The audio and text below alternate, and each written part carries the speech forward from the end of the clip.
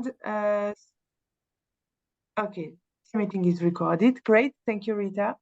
And switch off your microphone during the presentation in order to avoid noisy things during the presentation. So regarding the FAIR Impact project, so it answers to the call enabling discovery and interoperability of federated research objects across scientific communities. To simplify, actually, its main goal is to expand FAIR solutions in Europe. It's an EU-funded project of about 10 million euros. It started in 2022. And we have 28 partners led by DANS, the infrastructure DANS in the Netherlands. Regarding the objective, so the goal of the FAIR Impact project is to realize a FAIR EOSC, so EOSC, European Open Science Cloud, by supporting the implementation of FAIR practices across scientific communities. So we address all the scientific communities and research output at a European, national, and institutional level. And for what concerns us, this webinar, we really focus on the national aspect. And how do we want to do so? First, by identifying the current and emerging components for enabling the FAIR, by translating the solution, the guidelines, and the framework that are developed in one domain to another, and by support the application in other domain, and taking the next step in implementation by defining the support, governance, and coordination mechanism that are required in this perspective. And for what concerns us, so here we have developed a FAIR national support program. That means that the goal is really to build a FAIR national implementation action plan. So today we have a mix of applicants who apply to the specific support program and who will have the support of specific mentors during a 9-month support program, and also a wider audience who is able to at least hear and hear the webinar, but who want to have access to the dedicated support program. So the question we ask in this support program is, at a country level, so at a national level, how can we develop a FAIR implementation action plan? What is needed to build such a plan? So in this perspective, we focus on, in the draft implementation action plan, is built around the objective, the action, the milestones, the roles and responsibilities, and the key priority of the action and milestone in order to build a plan and to determine a step-by-step approach to set up and implement the FAIR at a national level. So here you can see the different workshops that are planned for this support program. So today is the second one. We had the first one yesterday, which presented the FAIR national plans in Germany and Romania. So today we focus on how to engage researchers with fairness, as I told you. And then you see that there are a couple of other support programs until June, actually. And then in September, there will be a peer exchange session between the participants, the applicants of the support program. And in the meantime, all the applicants are supported by a mentors team that answer to specific questions related to a webinar. And myself, together with Salome, who is there as well, we act as transversal mentors, during the whole support program. So let me now introduce our keynote speaker, so Sverker Holmgren, who is the co-chair of the EOSC Researcher Engagement and Adoption Task Force in the EOSC Association, and the director of Chalmers e-Infrastructure Commons. So Sverker will, with his role as co-chair of the task force, will present us how to engage researchers with FAIR. So the aim of our workshop is to present and discuss methods. How can we engage researchers? What are the methods that we can use? to focus on the importance of the national level. So it will be mainly our scope. To engage a broad community with diverse stakeholders, which is one of the issues, of course, when we want to engage researchers with FAIR, with the global aim of how to produce and use FAIR data. And yeah, I think that's it for now. So I would like to give the floor to Sverker, actually. So Sverker, if it's okay for you, please. Very happy to hear you. Thank you, and thank you very much, Susanne, and thank you for inviting me to this this workshop. And I will try to give a presentation that is mostly sort of coming from personal experience and personal sort of notions of how to reach researchers when it comes to FAIR.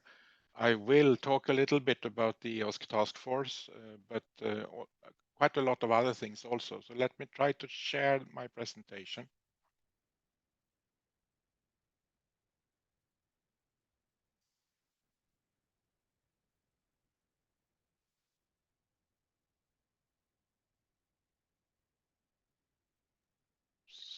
So we can see it, not yet full screen.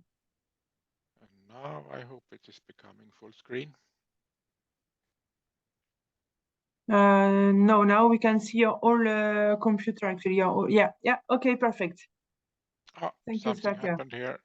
Something happened. Zoom quit unexpectedly. What do you see now? The full screen. It Full works. screen. Yeah. First slide. Exactly.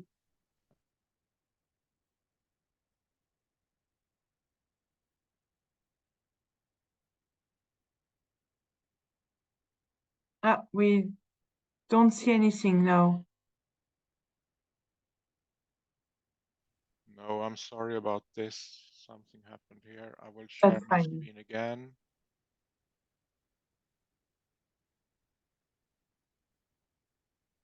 Okay. And maybe what I do is that I stay in this mode. Is that okay for you? Yeah, I think it's okay. We can see it quite well. Yeah. Okay, very good. So let's Thank you, let's Sverker. start here. Okay. So, okay, so I'm going to talk about engaging researchers with fairness, and the focus should be on methods, but I also think we need to discuss content a little bit. So that is something that I will also go into. It's supposed to be a focus on national initiatives, national efforts, but really the relation to individuals, to institutional and international, like EU efforts, is quite important, I think. So I will cover that a bit also. As I said, I will present my own experience and views based on what I have done earlier locally, nationally, and Sweden, and of course in the EU and the EOSC context, and say a few words about this EOSC task force also. But please, this is what I'm going to say is just a starting point for discussions, and it comes from my own sort of context. And the context in other countries and in other settings might be quite different. So I hope this is what can spawn some discussion in the workshop. And this is supposed to be a workshop, so interactivity is important. Of course, it is difficult in the setting of Zoom, but I would really like to see a vivid discussion when I have gone through my presentation, not only between me and you, but also among each other, so the full group. That is what I would really like to hope to spawn here. I will do this in two parts, as Susanne explained. So first, I will talk in more general then about how we can engage research and researchers, and actually also how research and researchers can engage us that are working with FAIR notions, FAIR data, and aspects related to that. Then it's not on the agenda, but maybe we need a short break.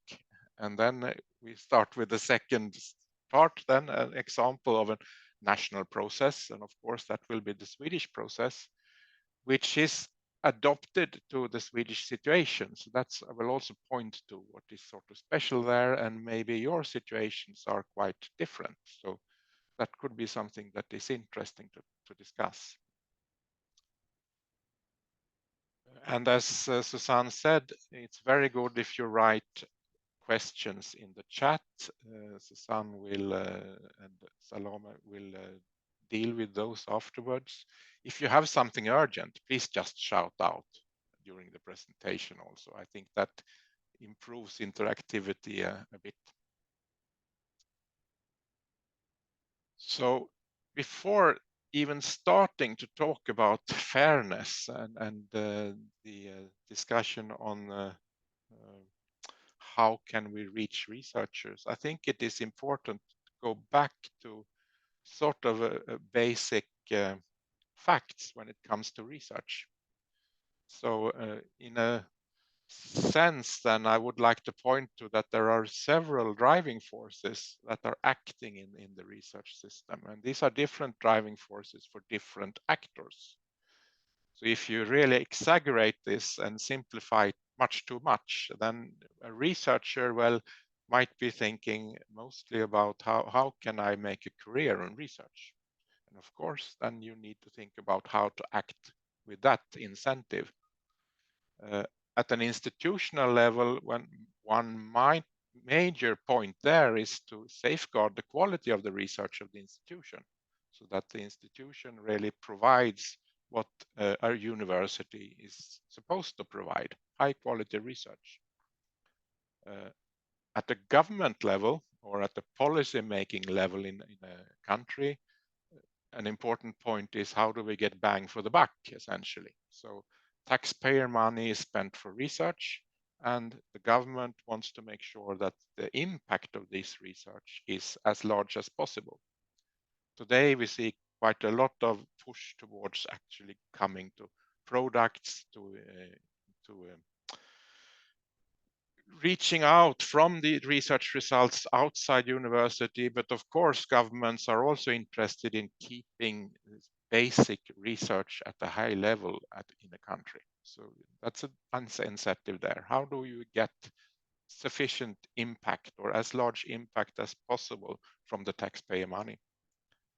And at the EU level, well, there are many sort of incentives there, but one at the European level is, of course, how do we create a successful European research area that can compete with the US, with China, and so on. So there are many incentives, but all in the end has to do somehow with research quality.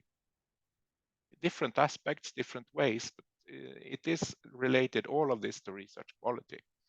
And this is, of course, where the digital aspects of research comes in also, and the quality of the digital aspects. Today, well, in many ways, and I come from a research background myself, and I've been working as an active researcher until 3 years ago at a university. And what I see and still see is that the poor researcher in the middle is sort of seeing a lot of different digital initiatives at different levels, at the local level, at the university, at the national level, at the European level, and also commercial actors enter this scene like Amazon, Google, Figshare, etc. And it's very difficult for the researcher to navigate in this landscape. So one main task for us then, as working with quality, high quality digital aspects of supporting research, is probably to make some sense out of this quite difficult situation for a researcher to navigate. FAIR then, as a notion, as an acronym, comes in to this setting.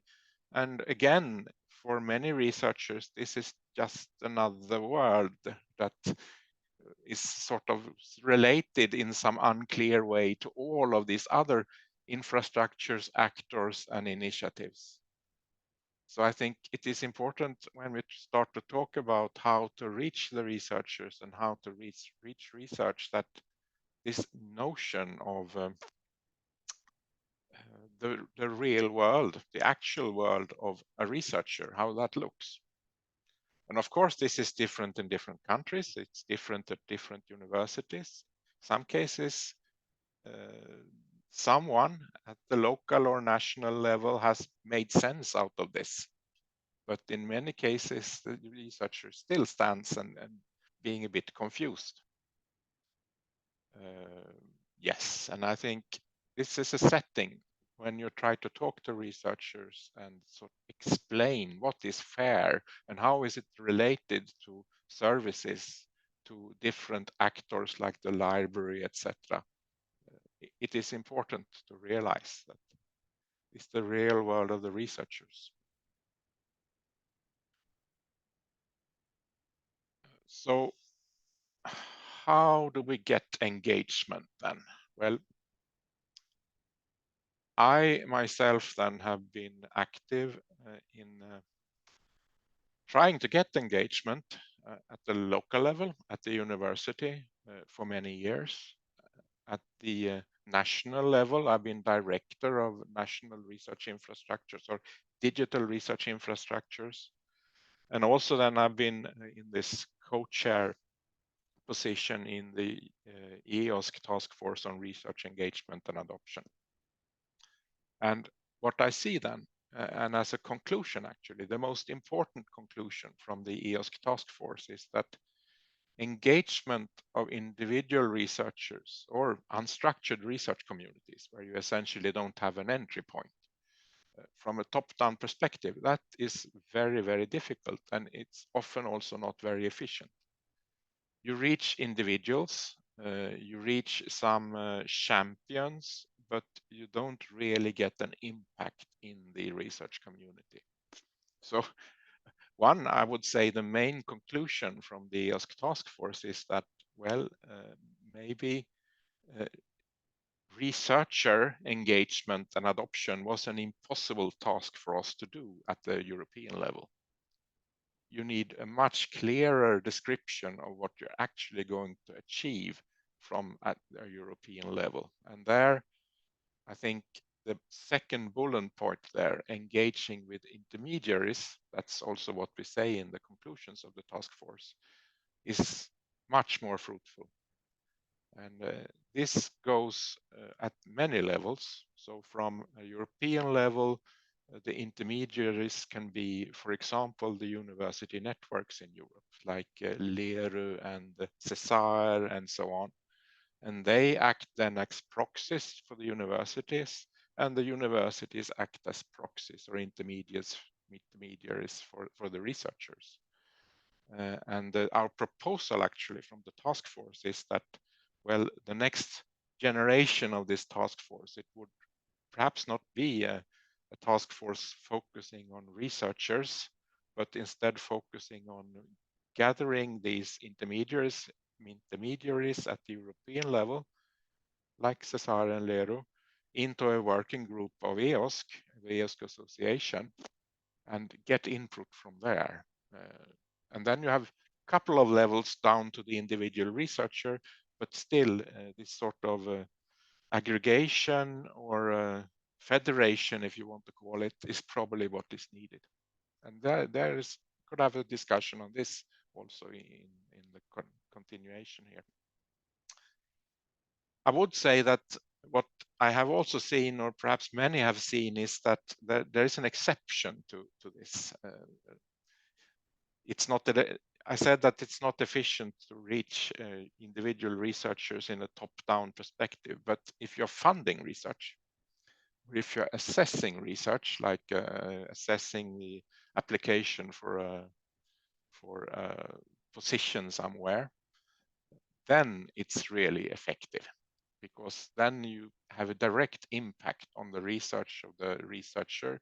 You can demand, for example, that the research data is dealt with in a certain way. You can say it has to be fair, and you can actually also evaluate if it is fair, and you get direct connection to the actual research. So that's an exception, and that is I think, a very important role of funders and also anybody, any sort of initiative or body that assesses research.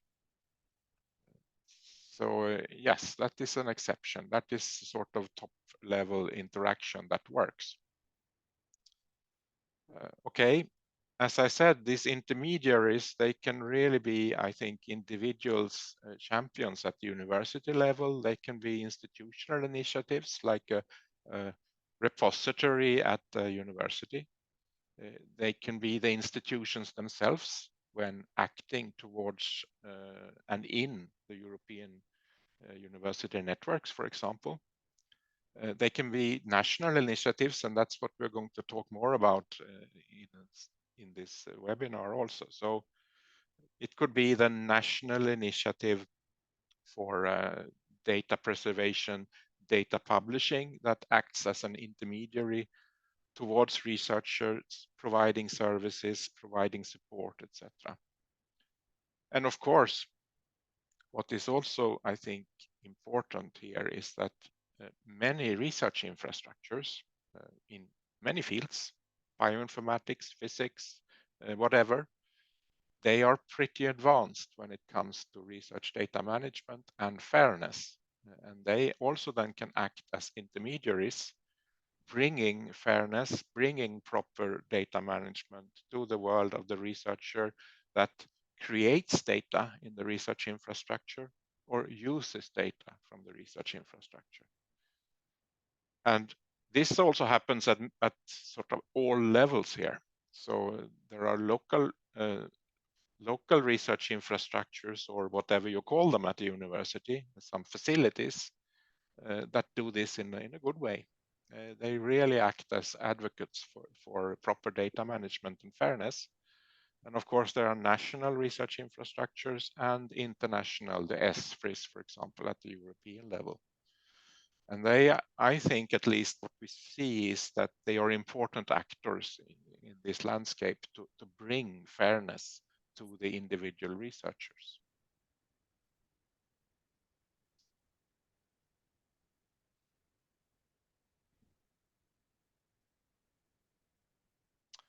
And then again, a little bit of a personal reflection. So when in my work at Chalmers University of Technology, and also at the national level, when I discuss FAIR, when I present the FAIR notion to researchers, I try to follow sort of this scheme. So this is a method in a sense, but I think it can be used at many levels. First of all, the FAIR concept, for many researchers, it is perceived as something coming from sort of above, from a policy making standpoint, from Bluetooth mode. Pardon? Well, I don't know what it is, Sverker, but I think you can continue. Oh, yes, I heard something. Yeah, me too, but it's okay. I think there, when you talk to the researchers, it is, in a sense, psychologically important to point to that the FAIR concept actually comes from research. It comes from bioinformatics, essentially, and there is a Nature paper to refer to. And that helps a bit to start the discussion often. Another issue when really sort of engaging with the individual researchers is often that there is a mix-up between FAIR and open science. So FAIR, as I see it, and as I think there is a general understanding of this today, is a notion of proper management of research data or digital research objects in a general sense. It does not connect, or it is not equal to open science. So you can have FAIR data, FAIR objects that are not provided openly. And again, the word open science in many research communities is still a little bit of a dangerous word to use. So if you can present FAIR as being proper data management, for example, and then it is the basis of open science, then it is again psychologically better. And we can talk about this also in the discussion, I think. Another important point when talking to researchers, research communities, also from personal experience, is not only to talk, but to listen. So if you can ask the researchers, the communities, how do they deal with digital objects today? How do they manage digital objects today? Often you can see that what they're actually doing is at least parts of the FAIR concept. So they may be describing properly how the data is going to be documented and reused, for example. So if you can connect what they are doing and put their words in context with the FAIR concept, that helps a lot in the continued discussion. And I think that is an important point here. So when talking to researchers and research communities, it's important to talk to them how producing and using research data, for example, then really helps their research in the specific field, so that you don't come from the outside and say, now you should do FAIR. Helping them is important. Another connected thing that I then think is important is to underline that, okay, proper management, FAIR digital objects, it's really central to maintain research quality. So if you don't maintain, document, and make sure that your research data is possible to reuse and also use in other fields, for example, then you're not really maintaining proper or high research quality in the new digital research world. And this usually, no researcher can object to this in a sense. This is something that they of course want to maintain high research quality. And then of course then the connection to open science and openness comes into the discussion, and I'll come back to that also in the second part of the presentation. There it is very clear that funders and policymakers, they are really moving towards a scene of open science and an open research system. And that is happening in Europe, that is happening in the countries also. And here the national scene is quite important, because a lot of the policy aspects of open science are driven at the national arena. That's where the most part of the research is actually done at the national level. And this is where you have national funders also providing at least essential parts of the research funds. So if that you can then explain that FAIR is the basis for open science, and you as researchers, if you do proper data management, if you really implement fairness, then you're well prepared for the future world of research that will be open. And finally, what I think we have also seen is that, well, you need support functions and as a researcher, and then if you want to discuss fairness with them, they will almost immediately ask, well, how can I get support for this? How can I get support for expertise for how to write the data management plan, for example? And how can I get resources for storing my data, sharing my data services, IT services, essentially.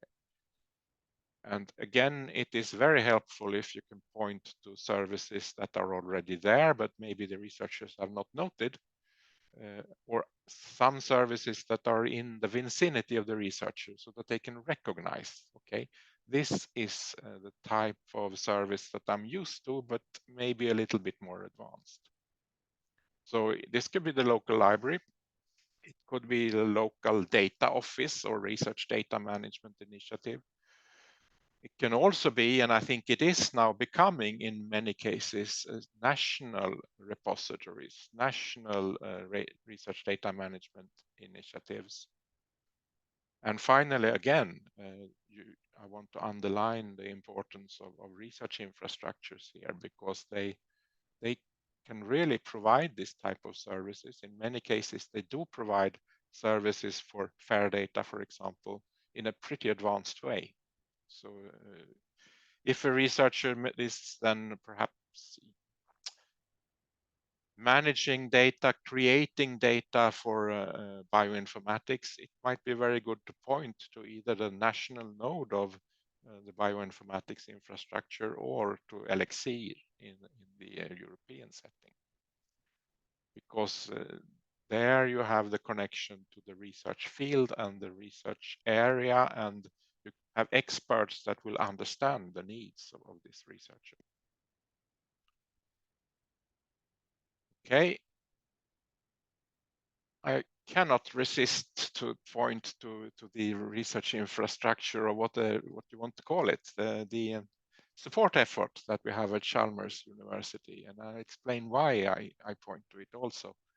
So what we have at Chalmers University is something called Chalmers eCommons, which is really a broad support function for digital aspects of research. So the researchers at my university, they should know that they can contact Chalmers eCommons, and the same for a research group or a department or a research infrastructure, a local research infrastructure. They can contact us, and we essentially have three functions. We have the IT function, which is a supercomputing center and the regular IT services of supporting research at universities altogether. We have expertise, research engineers that are really focusing on some specific areas, for example, machine learning. And we have the data office that has a task to support the full data life cycle, going from planning to preserving data. And what we also have in our task is a clear mandate. I mean, we should really use national and international resources and competencies whenever they are there. So the idea is not to build everything ourselves. The idea is to use what is available nationally and also then internationally, and connect these efforts. And if you look at the bottom left, well, you can see EOSC and EuroHPC. So that's two entities at the European level that we're supposed to connect to, and we have the mandate to connect to that also. But maybe we don't do it directly. Maybe we do it through national initiatives. And you see two acronyms again, SND and NICE. SND is the Swedish National Data Service, and I'll come back to that also in the second part. That's a very important tool, we think, for federating the needs of the Swedish universities, including Chalmers, and also federating the effort towards EOSC from a Swedish level. So again, the national federation is quite important and realized in the setup. So this is the main reason for showing this, is that we are tasked to work for all of towards all of these levels, not only the local level, and we will also then be evaluated on how we can actually do this in the future.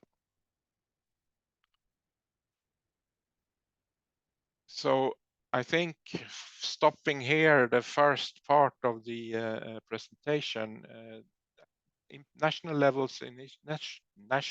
initiatives are very important for several reasons.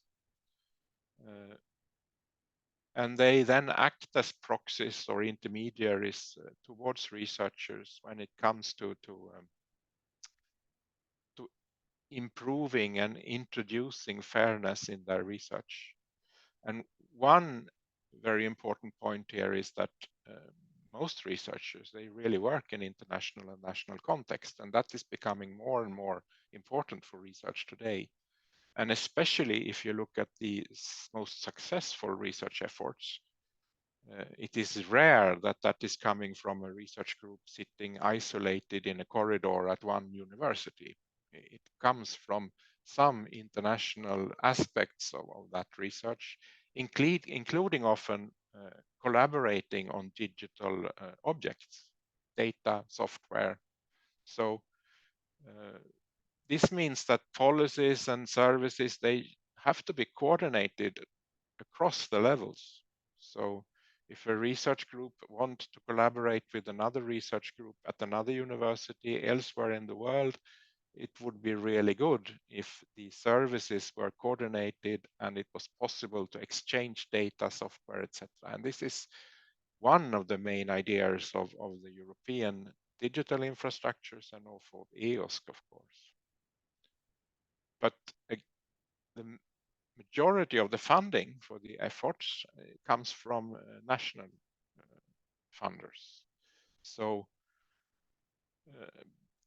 coordinating and making sure that there is some joint understanding of how to drive fairness and also open science forward.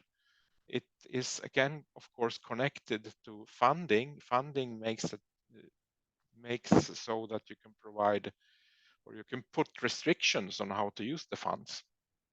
So this is a driving force for this coordination. Another main point is, and we see that locally, is that we cannot, it's not efficient to build and maintain all competence that is needed for fairness, for proper research data management, for dealing with all digital aspects of research. It's not efficient to do that locally at Chalmers. It's much more efficient if we can collaborate nationally and have, for example, the Swedish National Data Service as a national node helping out, both as a competence hub, they have the competence themselves, but also making sure that the competence is shared between the different universities. So a national hub or a national initiative, as I see it, has two important functions. One is to really have the competence themselves in some areas and support participation in international aspects, for example, but also to make sure that the competence is shared between different actors nationally, like the universities or research institutes. And then the hypothesis that I have personally in the Swedish setting, and I'll come back to that later also then, is that, well, strong national initiatives needs to be anchored in strong institutional initiatives.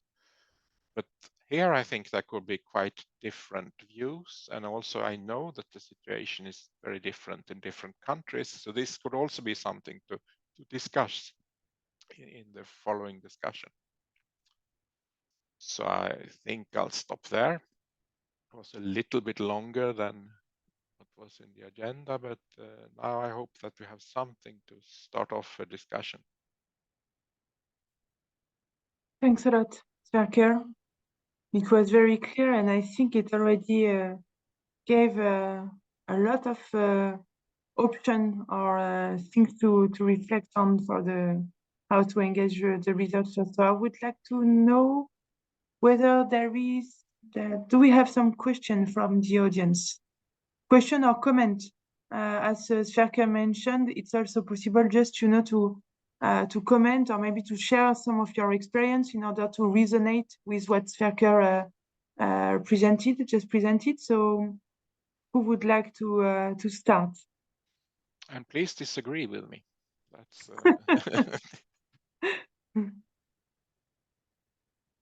So do we have someone who, yeah, Chokri, please.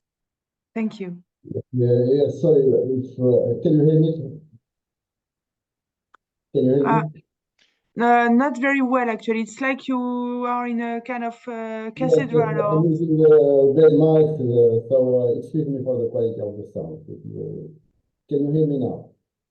A bit more. Okay, I will write my question in the chat. Okay, yeah. okay. Thank you, Chakri. Okay, thank you. So we have one question that is coming. In the meantime, do we have also So I can sort of pose a question that can be discussed, and that is, what do you think about this relation between national initiatives and local initiatives? Are the local initiatives needed to support the national ones, or is it enough to have a national one? And when you mean local, do you mean? I mean an institutional initiative. In institutional, yeah. Is there anyone who would like to say a word on this question? How do you see that on your side? If you try to engage the researcher, is it easier at a local level? Probably yes. But then how can you merge the different opportunities at the national one? Anyone who would like to say something?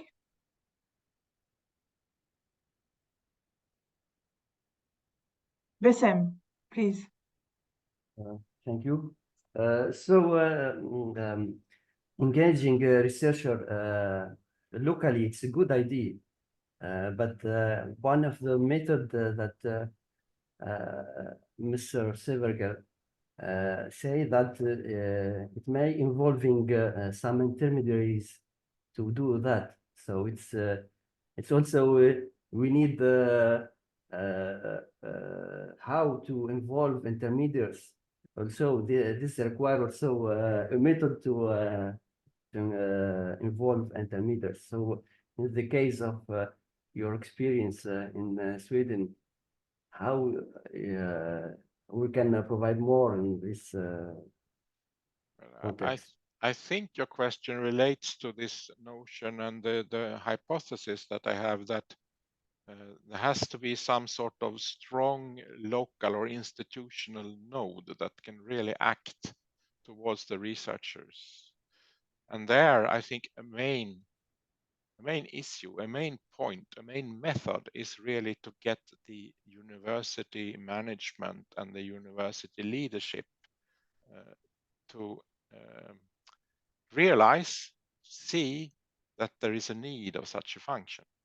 And I'll come back to that in the second part of the presentation also. So you might need to convince university management that you need to build a data office and have some local support when it comes to infrastructure like IT also for proper data management, for fair management of not only data, but maybe also software and other aspects.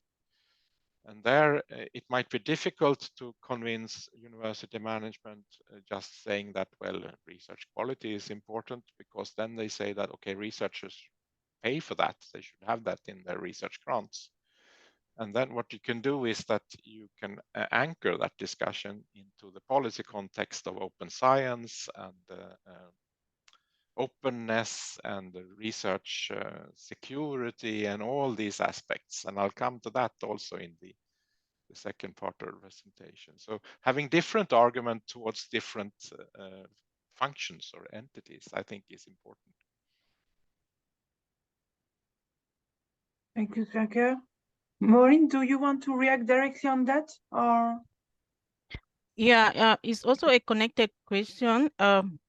Yeah, it's related to this aspect of the engagement at the national level. Actually, we have a repository in our institute. So I'm the coordinator of this repository where we publish data. This repository actually was first a project repository, but now gradually is going to become an institutional repository. But the concern that I have that I want to share in this aspect is that the researchers, they think that it is extra time for them when they want to respect the FAIR principles and also manage their data. And so they are thinking that they deserve some extra incentives. So I don't know if this is the case with your researchers too, or if you agree with this, or what do you think can be some of these incentives to get the researchers, even at the individual level, to be interested in managing the data and respecting the FAIR principles? Yes, I very much agree. And I think we see exactly the same thing. Incentives can be in very many different ways. One is, of course, that you argue towards the researchers that your research quality will be better if you preserve your data in a fair sense. You will be able to reuse it better yourself. Others will be able to reuse it and refer to you in papers, etc. And that's one of the arguments. Another important point here, I think, and I'll go back to this issue of when can you interfere, or when can you deal with the researchers from a top-down perspective? That's funders. So if funders require that the data should be fair, and perhaps even provide some extra funding for that, sort of some earmarked funding for proper data management, for example. This is done in Norway, I know, for example. The Norwegian Research Council has this type of extra funding. That's a good incentive. To be a little bit sort of sharp, or whatever you want to call it, the researcher wants to see either extra funding for doing this or some credits in the terms of how can I improve my career. Funding is very visible. Improving the career is more of an argument that takes some time to make sure that it happens. And do you think it can also be interesting if, let's say, this aspect of data management can also serve as some sort of evaluation factor also? Because let's take the case of publishing journal articles. Researchers, they focus on that because they know at the end of the day, if they want to request for funding, okay, how many articles did you publish and so. But what if, okay, if I publish my data set or my software or whatever thing, what if that counts even for 0.25 points or so? And while if a journal counts for 1 point, maybe a data that is published also can count for a fraction, but at the end of the day, it helps also in evaluating me as a researcher. So I'm thinking that we can also at this think about this, yeah.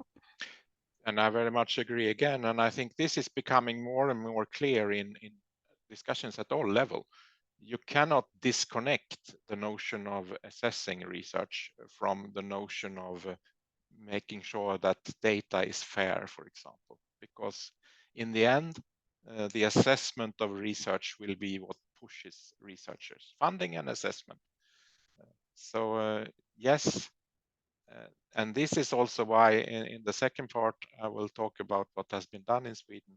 There is a connection between talking about assessing research in a more modern way and actually proper data management, proper fairness. So it is again something that it is important that the management of universities really have on the table, and that a promotion, for example, at the university is evaluated in a more modern way, perhaps, than just looking at the number of Nature publications.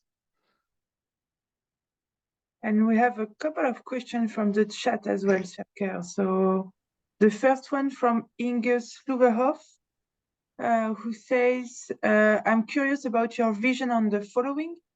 National initiatives are often domain agnostic, where I see that researchers often need discipline-specific guidance on the FAIR principles. Do you see a role for the national initiatives there? I think both types of national initiatives will be needed. And what could be an aspect there is that they might share an underlying infrastructure, a digital infrastructure. That is something that could be efficient and important at the national level and also at the European level. But many researchers today, they already are involved in, they use and they publish data in topical or discipline-specific infrastructures. I mentioned bioinformatics. And other researchers don't have that functionality. And they might need the more general, the broader effort, like the Swedish National Data Service. But optimally, just giving the Swedish example then, SND and the Swedish bioinformatics infrastructure, they should collaborate and perhaps also then work together on a common joint underlying infrastructure. And this is happening in other countries. I know that. So only in the Nordic context we see this happening in Finland.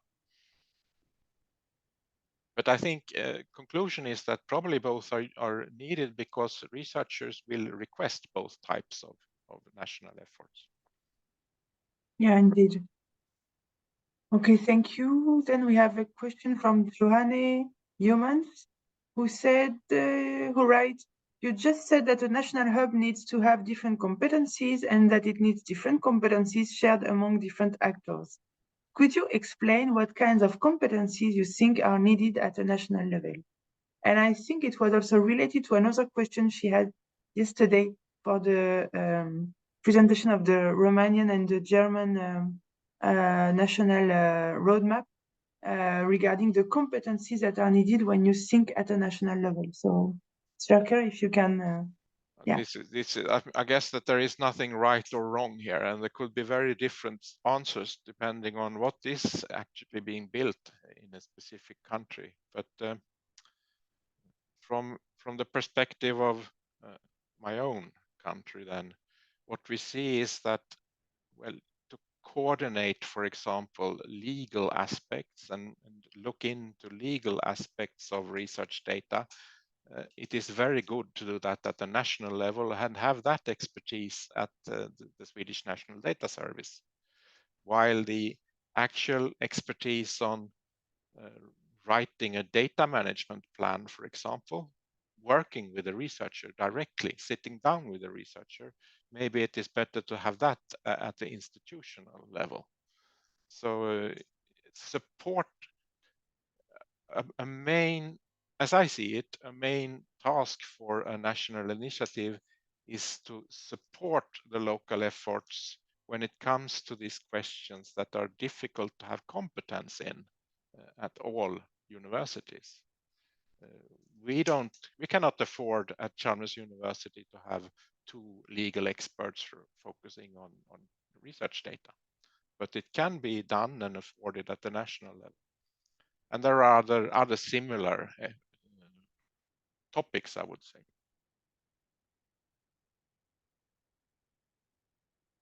Now you're muted, Susanne. Sorry, thank you. I was saying maybe actually we can think of having a kind of expert team at a national level with communication skills, legal skills, and so different types of skills that people can contact for depending on the needs, and then also experts related to specific domain that can be That's exactly the type of setting that I'm thinking about here. Yeah. And then the balance between what is nationally and what is locally, that can be very different in different countries, I think. Again, if you have a national initiative with a really significant amount of people and a significant budget, maybe you want to put more of the efforts there. Mm-hmm. Yeah, true. And then we have a last question from Shokri. So the first one actually, who said, you have mentioned that funder and government could act in order to engage the researchers in the local repository. Do you think that developing a mandatory policies to engage researchers in those repositories and in the openness process globally is a good way? I think part of that will happen. Whether it's good or bad in a sense. So governments and funders, they are working towards an open research system. So that part is happening. How to actually implement the services and the support for this is less clear. And I'll talk about that in the second part. Funders, I think, have a major role because they can really say to researchers that they give money that you need to make sure that this data is fair and that is properly preserved in a good repository. I think there is a major role for funders. And maybe they shouldn't specify exactly what repository or what level the repository should be, but more the function. It should be preserved. It should be possible to access and find and all of that.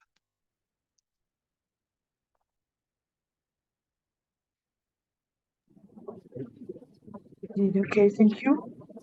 Chokri, you want to react?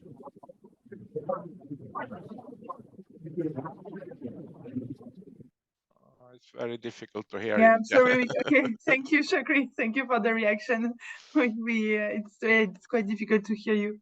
And then maybe a last question, if you don't mind, Sverker, before having the break. Is it okay for you? Still, yeah. So it's another one from Joanna saying that many researchers don't need convincing or training. They want to have someone facilitate their community to discuss, agree, and implement metadata workflows and standards so that everyone in their fields can produce FAIR data together. Are you doing anything in Sweden to help them organize in this way? I think several of the discipline-specific research infrastructures in Sweden and other places, they are doing exactly this. So they are forming an area where the researchers can work together and putting the requirements and make sure that what they need is actually there. So I think this is happening, but not in all fields.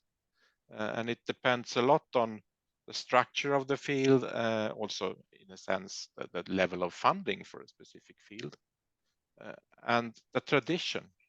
So one community might be built from researchers that have their own research groups and don't think so much about working together because they probably don't have to. And others already since a long time have established even global collaborations that really deal with all aspects of data, astronomy, for example. So there are big differences between the different communities, and I think that is important to realize. I don't know if that was an answer to your question, but I think it was. We have another comment then. In our institute, we have a RDM team, which with data steward helping researchers in this aspect. Maureen, do you want to take the floor to comment on that?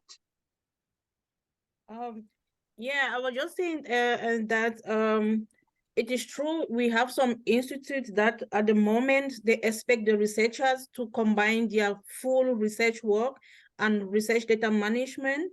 Then we also have different other institutes that have a dedicated team that provide these services for the researchers. And so it helps them to reduce the time that they can spend to, like, say, describe all this metadata. So I don't know if it helps to answer this question, that if institute can try to have this separate team, even if it is just 1 or 2 persons helping the researchers in general in this aspect, then I think it can reduce the time that they think they will have to spend out of their research work to make their data fair.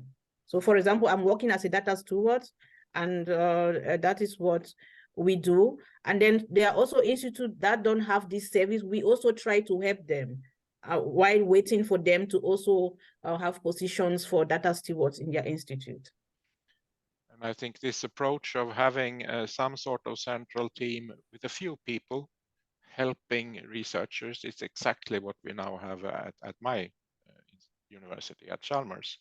But there, our view at least is that we do not want to build a function that, or this way, we want to build a function that is scalable. We know that there will be an increased request for help when it comes to managing research data, making sure that the metadata is right, etc.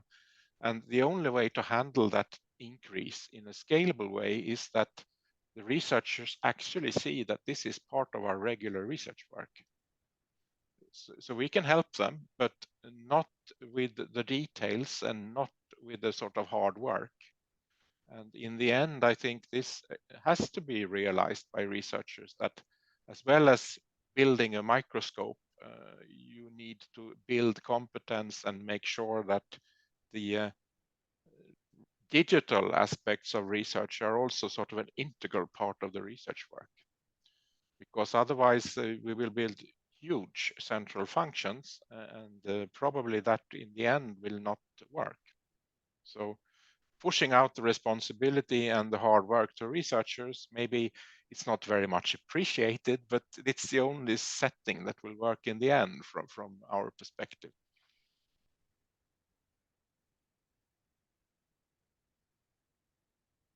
Great. Thank you. A short So, break. Yeah, I think so. Sverker, do you want to have a quick break before moving to the second part? I think it would be good to have a short break, maybe 5 minutes. 5 minutes for everybody. Yeah. Yeah. Okay. So please stay connected. You can just close your camera, and we reconvene at 10 past 11. So 5 minutes. Okay. Thank you.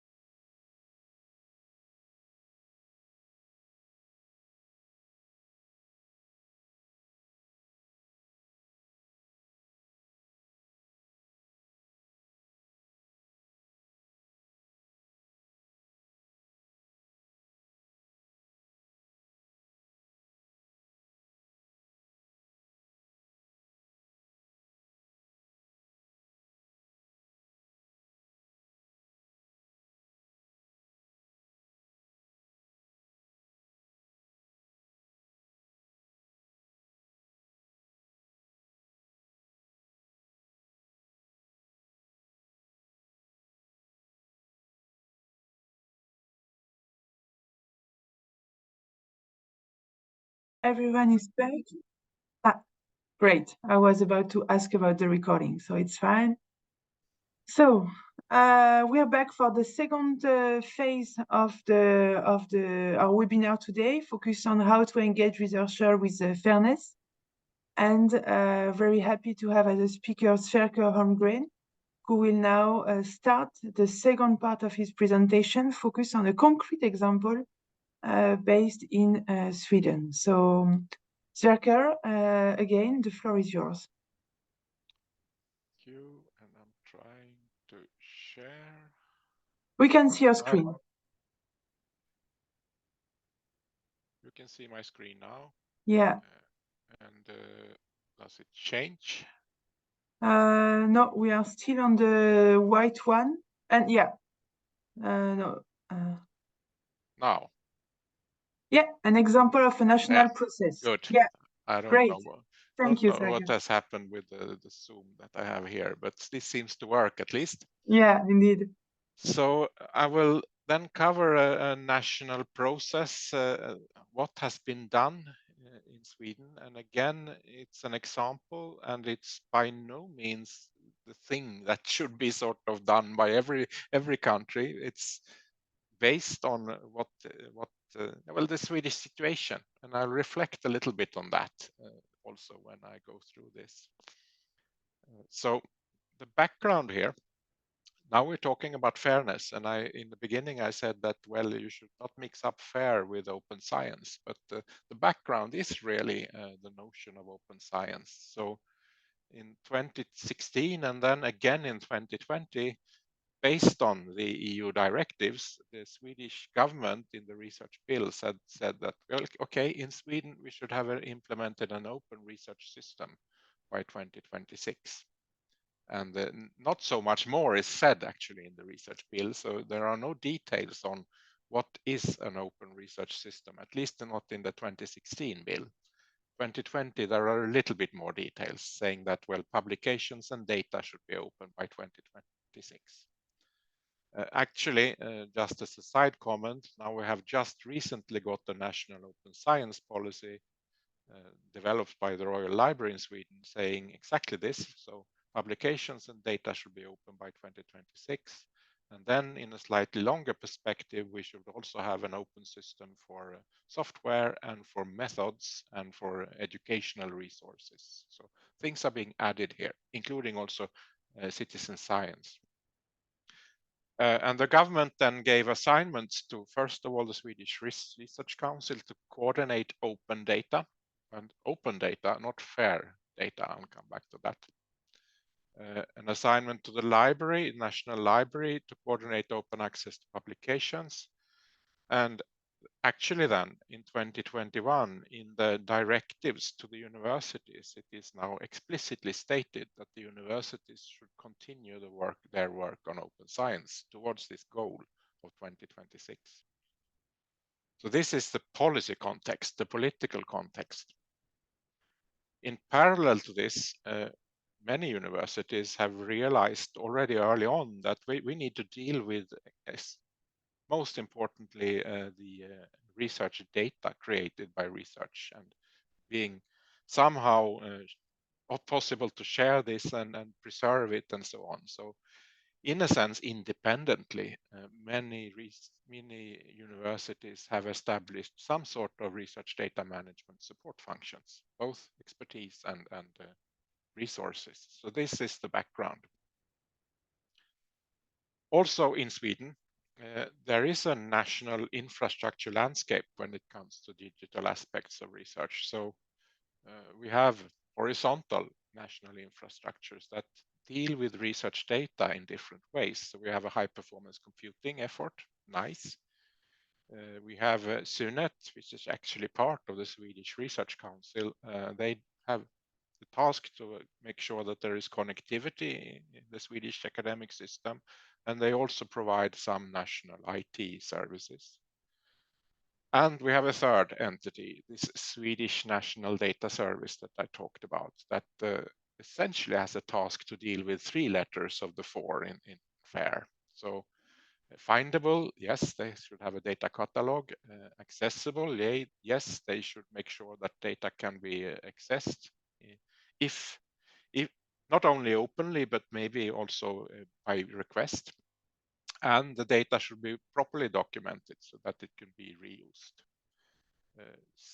S&D does not really have a task to deal with interoperability, at least not between different disciplines. So that's something that is essentially not there. And that's the main purpose also of EOSC as we see it in Sweden.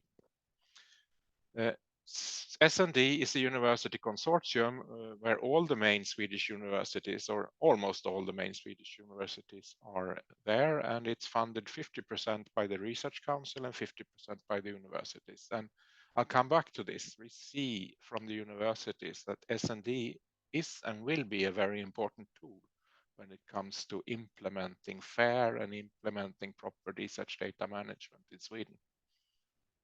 And then we have this vertical, domain-specific national research infrastructures that really today implement FAIR.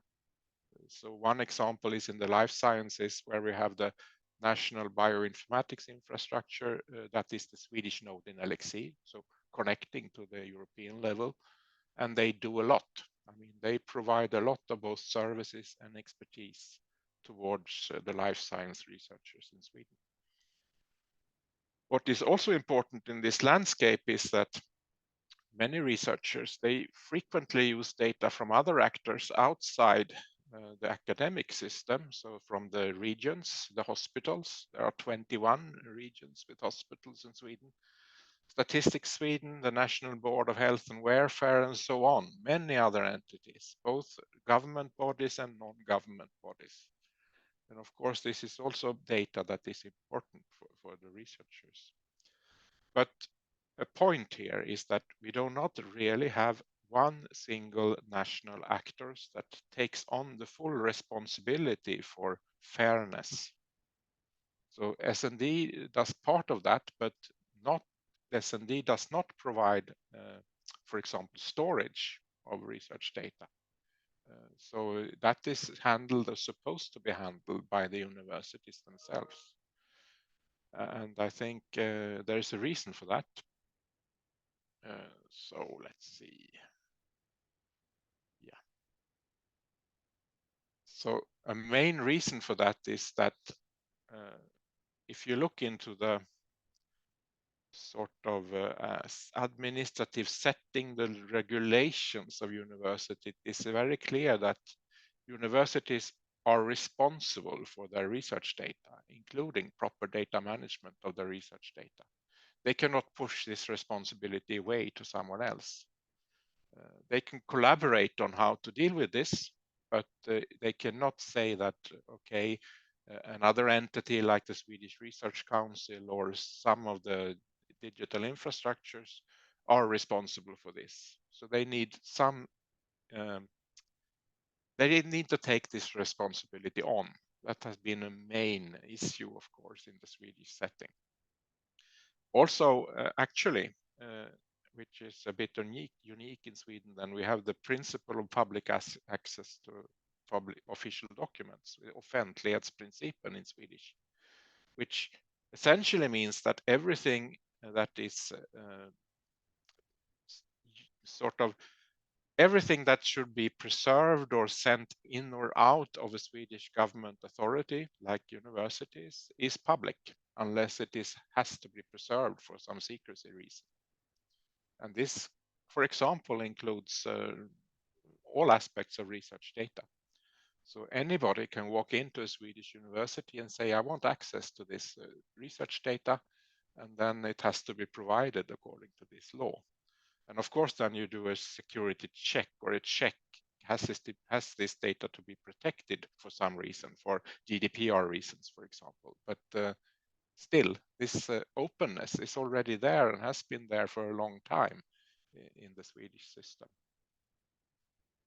And again, also, we don't really have any sort of self-standing research infrastructures. All national research infrastructures are hosted by universities, except one, essentially. It's the ESS, the neutron facility, and S-free neutron facility in the southern part of Sweden. Otherwise, Swedish universities have a big part of these responsibilities, and they have to take it on. Cannot push it away to someone else. So eventually then, and I can say that this was perhaps one of the main issues or problems or challenges in the Swedish system, the Swedish universities realized that we need to look into this. And the reason for that is the development towards open science. So when the government started to tell universities that in the research bill then that you need to implement an open research system, then universities realized that the basis of this is probably fairness, proper data management, proper management of our digital resources. And we need to work collectively on this. And this was pretty late, so 2020. The Swedish Rectors Conference, which is formally then the Swedish Association of Higher Education and Institutions, they formed a working group, and the title there was, initially it was Open Science and EOSC, and then it became Research Data and EOSC.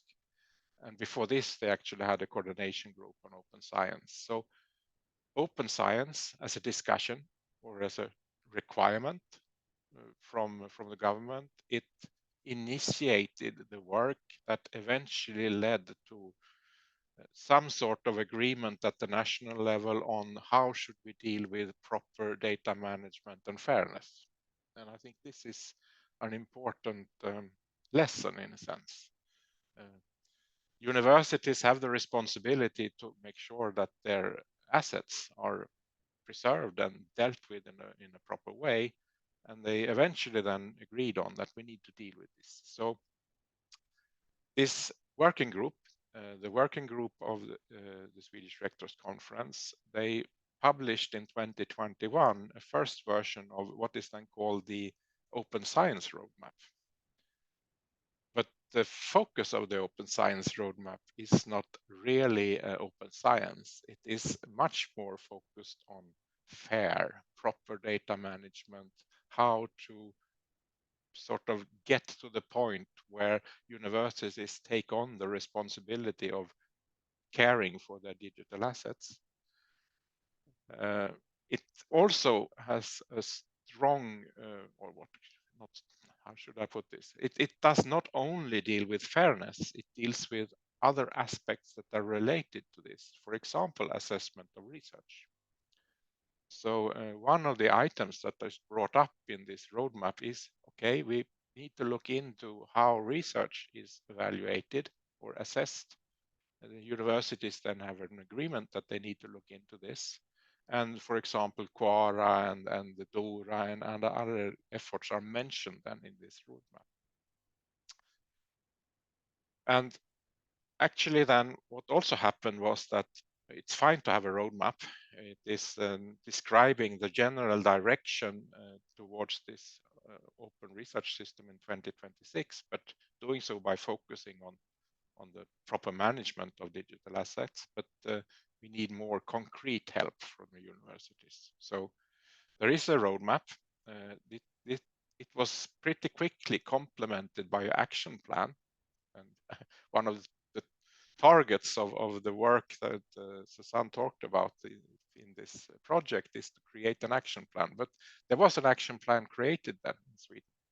And it has 8 actions, and I'll just mention them in a second. And actually 27 sub-actions. And these actions, all the sub-actions, they have deadlines. So this is what the universities are supposed to do by this year. We have a yearly survey that is issued by the Rectors Conference, where the universities respond and say, essentially, how far have you progressed in this? Listing all the sub-actions and saying that, well, we have started, we have not done anything, or we have completed the action. And this is then sent to all the universities in the Swedish Rectors Conference. All in all, there are 38 of them, actually. About 10 of them are really large research universities. And one more thing there is that the result of the survey is, it is collected, it is presented and discussed in this Rectors Conference.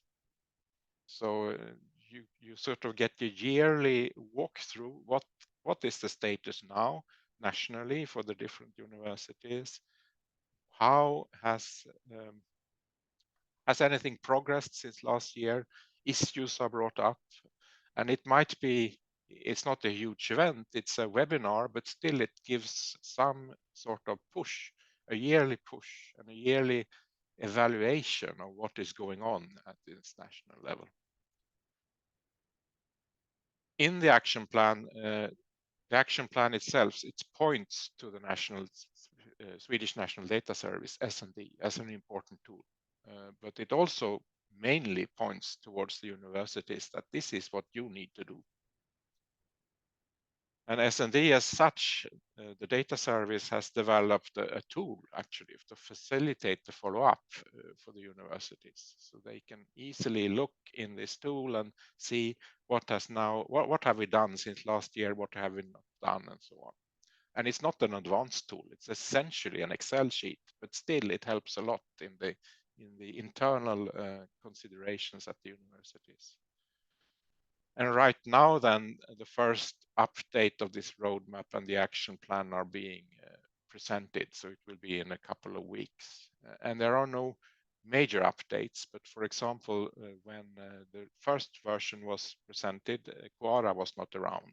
So that is now explicitly mentioned in the new roadmap. And the 8 actions then, to summarize them, well, I list them here. Establish policies and frameworks and make sure that there is anchoring at the management level of your university. Provide support functions, expertise, and make sure that this is coupled to the national and international level. work towards fairness of all research results. So this is the topic of the project. Provide infrastructure, data storage, for example. Make sure that it is there, and that could be done then in a national collaboration. So the next item, so facilitate national collaboration between the universities and other actors, and also facilitate international collaboration, preferably utilizing the national nodes like SND, Swedish National Data Service, the National Bioinformatics Infrastructure. So again, federation is sort of an important point in this action plan or roadmap. Seventh point, work towards a modernized incentive structure. And this is where QARA is mentioned. So universities are encouraged to investigate, should we sign QARA, should we work according to QARA, and it brings this topic that was mentioned earlier on the table of the universities, together with fairness and other aspects. And the final point, well, work towards maintaining ownership within research of research results relates to publishing, making sure that data does not leave universities, for example, going to publishers in a restrictive way, etc. So this is the setting, and it deals, as I said, it is broader than just talking about FAIR. But FAIR is an essential component in this roadmap. So ending then with some personal reflections. So notions of open science and EOSC. EOSC was also then an important starting point here. Coming from top down, if you want to see it that way, that really put FAIR and related issues on the agenda of university managements. And they are responsible then for the research data and the research results. If this hadn't happened, if we wouldn't have a goal from the government of an open research system by 2026, at least this process would probably have been much slower. So it has really brought up the attention of underlying issues, challenges like making sure that digital resources are well documented. But if you go and talk to a researcher, connecting back to what I said in the first part, they are not hugely, at least normally, not hugely interested in open science or EOSC. They are interested in support functions and services for high quality management of digital research objects, which is essentially connected tightly to fairness, of course. And this is what they want to talk about when engaging with support functions. So the work then by the Rectors Conference, roadmap, action plan, support tool, has really been instrumental to make the effort of FAIR and topics more nationally aligned and brought this up to a higher level of attention in the system. So if this is a method, then this is a method that has worked in the Swedish system, I think. It was a late start, but now it is working, and the universities take this responsibility on, or at least starting to take on this responsibility. Strong institutional efforts, I claim, are needed to be able to relate to the roadmap and to respond to the survey, for example. If there is not a coherent effort at the university, they have difficulties in responding to the survey because they don't really know what is happening at the university. And nobody, no single person or function knows what is happening. S&D as a national effort has been pointed to as a central tool. Also then when connecting to EOSC, for example. So at least from our local Chalmers perspective, we want to use the national infrastructure, Swedish National Data Service. We want to use that for publishing our data, making sure that the data is visible in the S&D catalog and then can be requested from the S&D catalog. So at the moment, we don't want to build our own repository. We want to use this national effort. And also we are already today participating in at least one EOSC project through S&D. So they have sort of the national role there. But still there's a huge amount of work that remains, of course. One reason is the rather slow start in Sweden, but this is the setting that I can present. And it would be interesting to hear what is happening in other countries, and also what is the perspective of national initiatives in other countries. So I think I'll stop there and start off with some discussion here. Well, thanks a lot, Berker.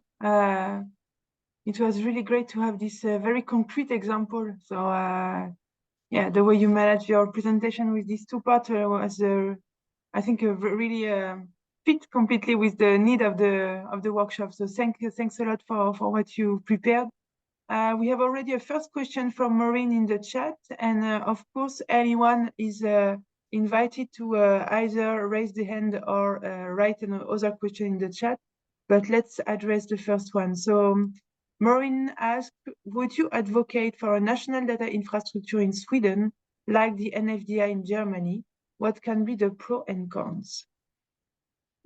I think NFDI is a very sort of nice perspective in the sense that at a German level, at the top level, it has been realized that a big effort, including a big substantial funding, is needed to bring the area of data infrastructure and data expertise forward. So that, in that sense, I would really like to advocate for it.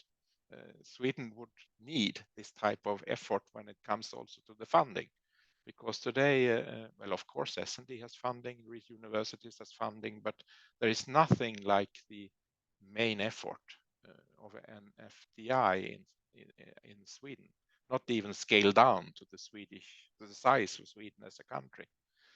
Yes, so then it is a question, how should this be organized? And the structure of an FDI, I think, is it's very interesting. It is, of course, so that it would be difficult and perhaps also wrong just to implement and copy this type of initiative, because the background is different in different countries. So I think there has been a proposal from the main Swedish universities, and actually it has also been delivered in a government investigation by a government investigator, that the Swedish digital infrastructure should be joined into one. And if you want to see a similar example, well, CEC in Finland could be an example. And that could be a host of a national, complete data national infrastructure for Sweden. But at the moment, we don't really see this happening. So what is the answer? Well, possibly, but it has to be adopted to the Swedish situation, I think, then. And what is the main thing here is that, well, funding will be needed. No matter how you do it, funding will be needed somehow in the system, coming from the universities, from the research council, from the government, but in some way it will be needed.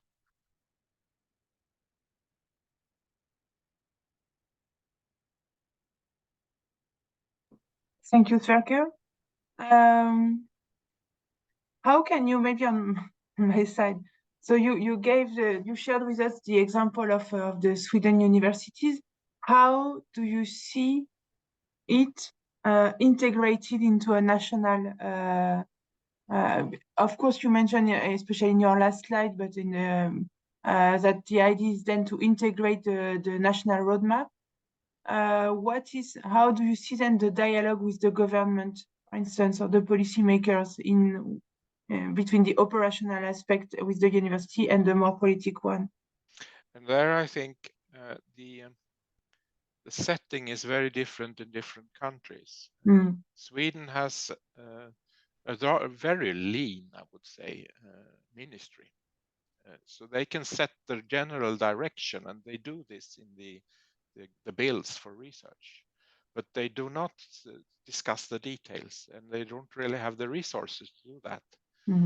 So they have to delegate this to either the universities or, like a funder, the Swedish Research Council.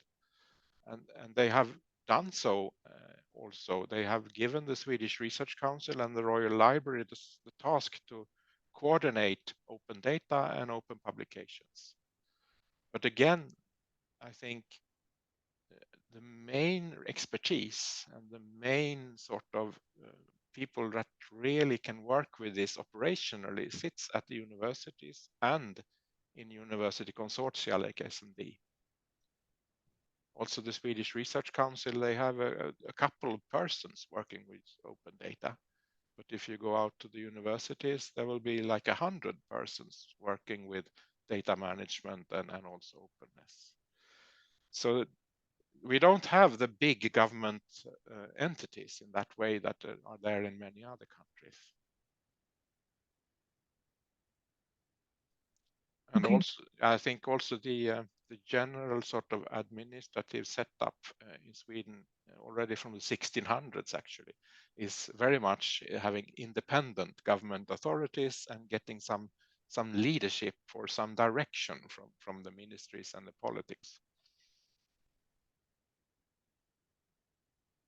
Okay, thank you. Shukri? Yeah, I think it's right. Okay, so if I understand very well, the Rector Council is the main entity that is coordinating the effort in Sweden. In Tunisia, for example, we have similar organization of our university. We have this the ability to manage their data and scientific data. But the issue is with the mandate of the rector. The rector have, for example, 5 to 4 years of mandatory. And the life cycle of the project is more than this mandatory. So how do you manage in order to ensure the continuity of between the continuity and the perennity of the project and confront those change of management leader or rector leader? Thank you. I think this is quite an important question, and actually, yes, it's true that the mandate of a rector is, well, perhaps 6 years in Sweden. It's also true that the mandate of a director general of the Swedish Research Council is the same. So people are changing. And the effort of proper data management, explicitly also preservation of data, needs to be maybe not indefinite, but at least very, very long term. It needs to be sustained. There, I think what is important, and actually what has happened at my own university also, is that there are structures that are defined to be and also decided to be long term. And even the funding has been decided to be there long term, or at least for like 8 years or something like that. And I think this is also a good thing with NFDI in Germany. There is long-term funding. Of course, you need some evaluation. You don't want to get in a situation where you just work on indefinitely without someone looking at what you're doing. So that's important, but it should not be dependent on persons.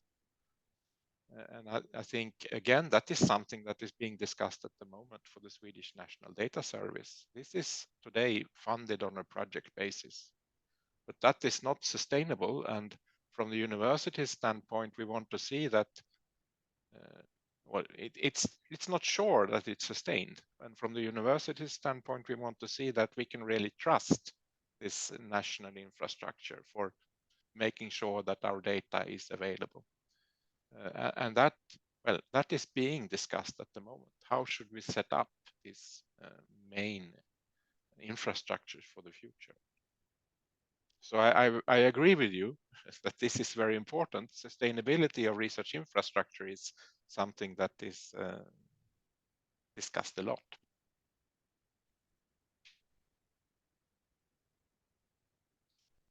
Thank you, Sverker. And we have another question from Maureen. Two others are coming. So first, the first one. Since we are talking about universities, I have this preoccupation. I am of the thought that FAIR principles should be part of the curriculum at early career level, as this helps to groom a generation of FAIR researchers. I say this because older habits are difficult to change, and some senior researchers depend on early career researchers like PhDs for data collection and processing. What is the situation in Sweden? I would say that we see exactly this, of course, and we don't have any sort of either local or national implementation of making sure that FAIR principles are taught at the lower level or even at the initial PhD level. So this is very much ongoing, but I can share this realization that to reach the younger community is it's central for the future, and actually also much easier, as you say. A younger community like PhD students that just start their work, they really are very open to discussions on how to deal with digital assets, proper data management, because they have lived in a digital world and they are also not really exposed to the classical assessment procedures of research yet. So yes, I see the problem. We have the problem. We are at least somehow at many places working with this, but we don't have a centralized coordinated effort. And how do you think you could have better centralized effort? What would be needed? Yeah, let's say it like that. Yeah, again, Europe can help. I mean, we have this Skills for EOSC project that we're actually taking part in ourselves that look into curricula, maybe not focusing on research students so much, but more also other areas or other stakeholders, but still having national or European efforts where you look into curricula, where you gather experience, where you put together material. It's probably more efficient to do that at least at the national level and maybe at the European level. Yeah, indeed. Okay, and then maybe, so we are approaching to the end. So for those who would like to raise a point, a question, or share an experience from your own country, feel free to do so. I would like to close maybe the discussion in less than 10 minutes now, but we still have another one. So just a warning, if you want to express yourself, there you don't have a lot of time now. So another question from Johan. You mentioned that there are a lot of people working at institutions as data stewards or data-related roles, but is the SNDS the organization looking outwards to Europe or on behalf of Sweden? And how are discipline-specific developments being led in Sweden, or who is leading them, or how are they organized? So you have actually 3 or 4 questions. I think you have time now, Sverker, if you want to elaborate. Yes, so SND then, as this general infrastructure for making sure that data is findable and accessible, it does not have a government mandate to sort of represent Sweden, but it is a consortium of the main Swedish universities. So if the universities thinks that it's a good idea to work through SND, then SND can do that. And of course, the board of SND should decide on this then. But it is sort of a bottom-up, or what would you like to call it, a bottom-up process. The universities can use SND as a tool to act towards Europe on the behalf of the universities. And I think this is happening. And that I think is maybe a little bit special with the Swedish situation, that now we have a university consortium that lets this entity S&D, allows it, makes it possible for this S&D to work as a Swedish entity towards Europe. And if you look at the discipline-specific entities, they are normally led as national or organized as national research infrastructures. So I can take this national bioinformatics infrastructure as an example. And that is hosted by a university. So NBIS then is hosted by Uppsala University. It's also formed or acting as a consortium of participating universities. And when it comes to NBIS as an example, they are very much acting as the Swedish entity in Elixir, so the European infrastructure. So it is really happening, and we don't have that much of, let's say, competition between the universities, because we have these tools, both S&D and the discipline-specific research infrastructures. So I don't know, maybe that is part at least of the answer to that question.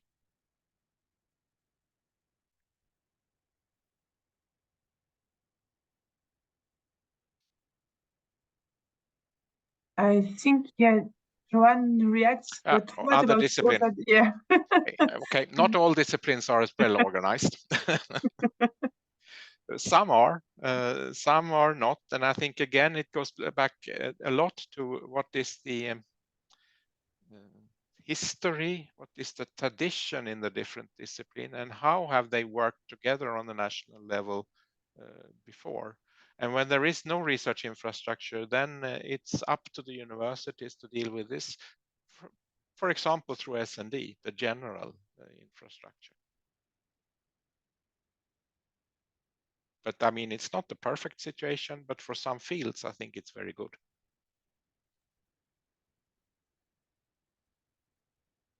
Okay, thank you, Sverker. One last question, or I think it was already clearly, yeah, very clear and full of details and advice actually. So I would like maybe to remind you all about the goal of this. So this webinar takes place in a support program dedicated to specific applicants who will work on, who will deliver a FAIR national implementation action plan. So this is how we have built the different sessions that organize the support program. Of course, we have today a wider audience than the applicants that we have for the support program. This means that because we decided to open and to benefit for the whole community what we provide within the webinar. Now the applicants has dedicated support from their mentors in order to address the topics that has been presented today and to see how they can reuse the content of today in the building of their FAIR National Implementation Action Plan. So here, of course, the question of today was more how they can engage the researcher in their own national context. So for the applicants of the support program, this is now the question that you have to ask to yourself in the next step. Of course, you have the mentors that are here to support you. I guess that if there is any specific burning question, we can also share it with Sverker if this is something related to his presentation. So thanks in advance, Sverker. I see you are nodding. So thanks a lot for that. And the next webinar will be next Tuesday. It will be focused on open access publication, especially to see how to include open access publication into a FAIR implementation action plan, because the publication also needs to be fair. And the session will be chaired by Nina Gros. I think she's there. So it won't be me, it will be Nina who will manage the session, and I would like to thank her in advance for that. And yeah, first I would like to give all my thanks to Sverker and congratulations for the nice, very nice presentation and the organization of it as well. So thanks a lot. And thank you for to the Trust IT team, the FAIR Impact team for organizing this workshop, and to all the participants for the question and availability. It was a very nice workshop, and I'm very pleased to have shared it. Yes, so I think that's it. With that, I would like to wish you all a very nice afternoon and maybe a very nice weekend as well, sunny one. So thank you. And thanks again, Sverker. Thank you very Bye, much. everyone. Thank you. Bye-bye. Bye-bye. Thank you.